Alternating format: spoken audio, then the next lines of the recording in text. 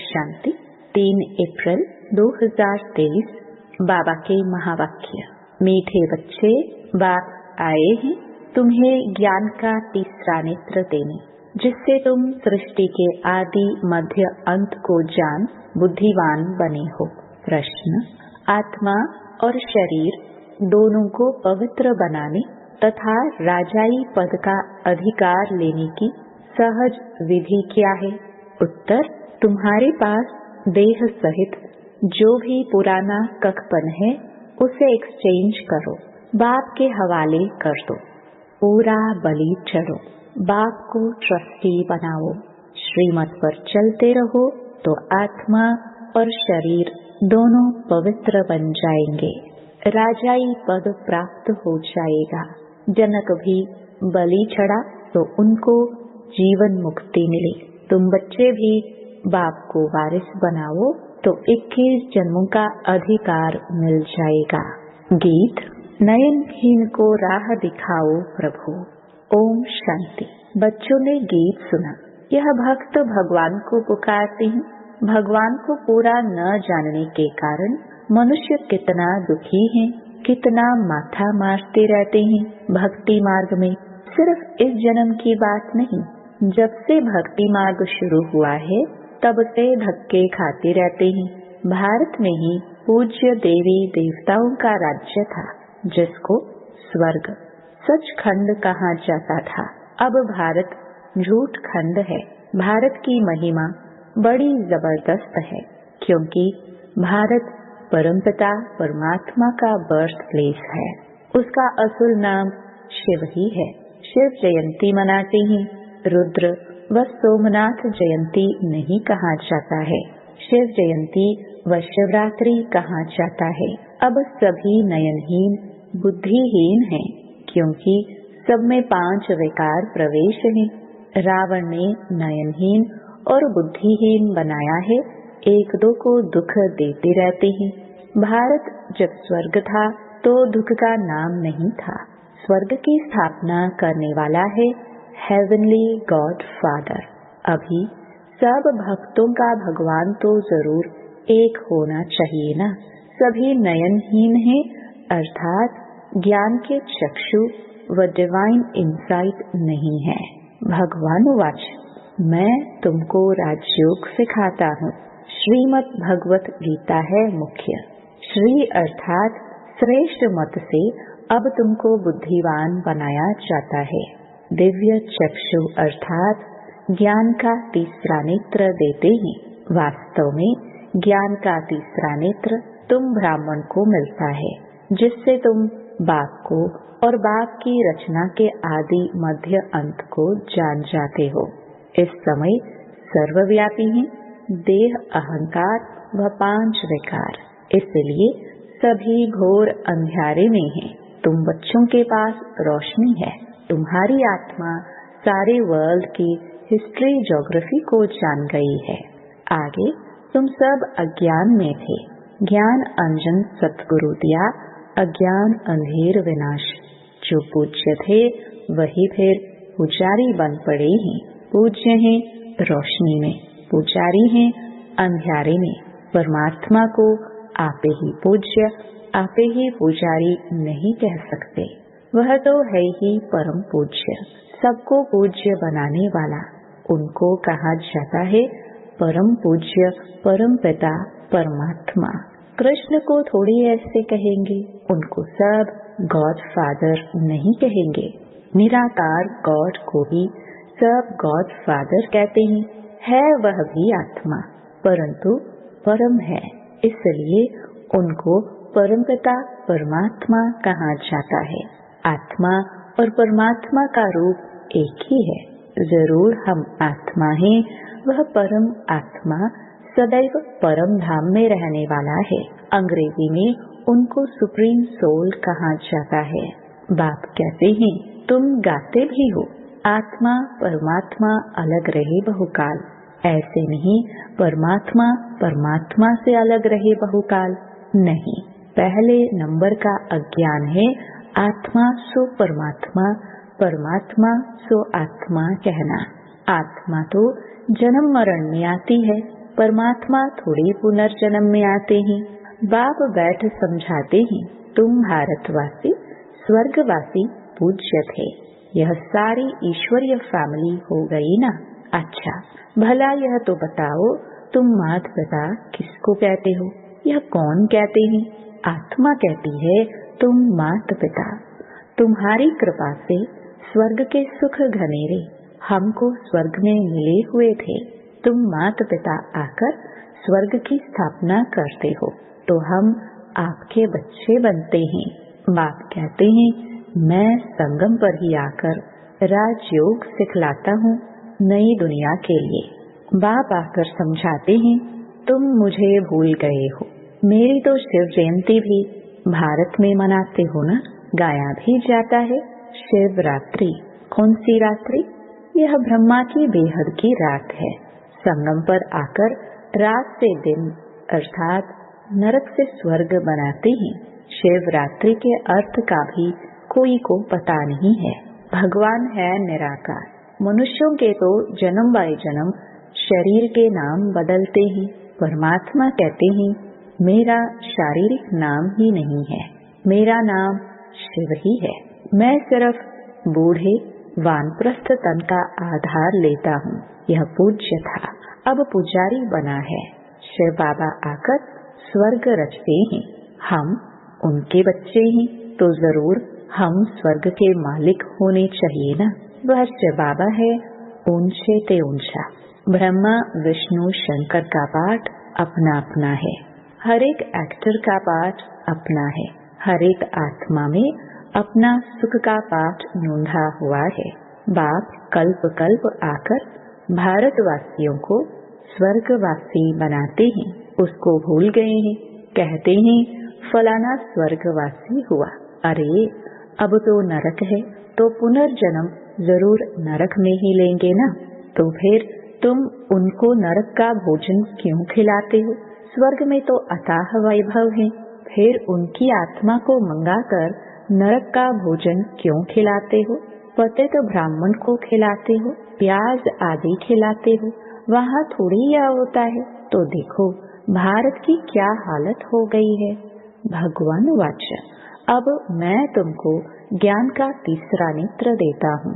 तुम फिर से राजाओं का राजा बनेंगे।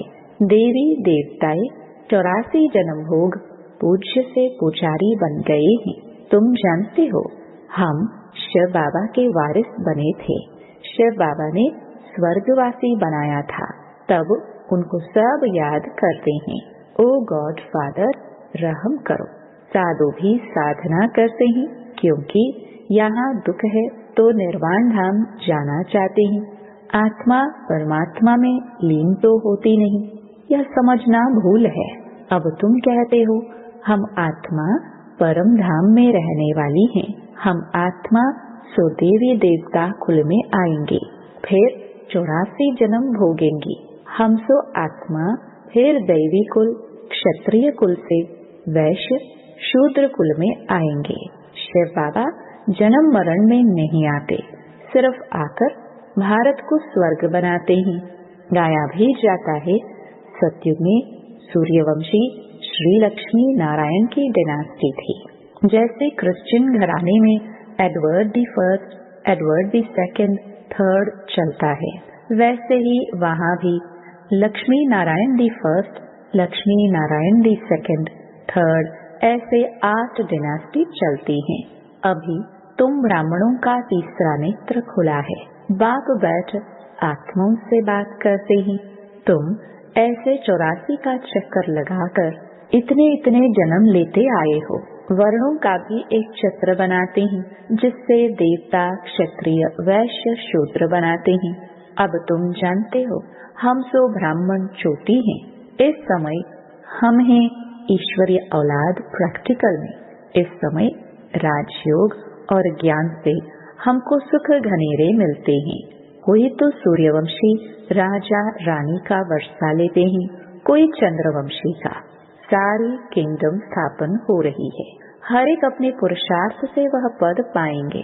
कोई अगर पूछे कि अभी पढ़ते पढ़ते हमारा शरीर छूट जाए तो क्या पद मिलेगा, तो बाबा बतला सकते हैं, योग से ही आयु बढ़ती है, विकर्म विनाश होते हैं, और कोई उपाय पतित से पावन बनने का है नहीं। पतित पावन कहने से ही भगवान याद आता है। भगवान है कौन यह नहीं जानते। बाप कहते हैं, मैं आता ही भारत में हूँ, यह मेरा बर्थ प्लेस है। सोमनाथ का मंदिर कितना आलीशान था, यह बाप ही बच्चों को समझाते हैं, जिसके फिर बाद में शास्त्र बनते हैं। भक्ति मार्ग में ही यह यादगार बनना शुरू होते हैं। जब पुजारी बनते हैं तो पहले पहले सोमनाथ का मंदिर बनाते हैं। भारत तो सतयुग त्रेता में बहुत साहूकार था, मंदिरों में अथाह धन था, भारत हीरे तुल्य था, अब तो कंगाल कौड़ी तुल्य है।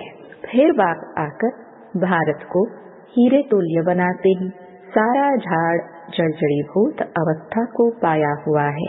बाप कहते हैं, अपनी शक्ल तो देखो, लक्ष्मी नारायण को वरने लायक हो।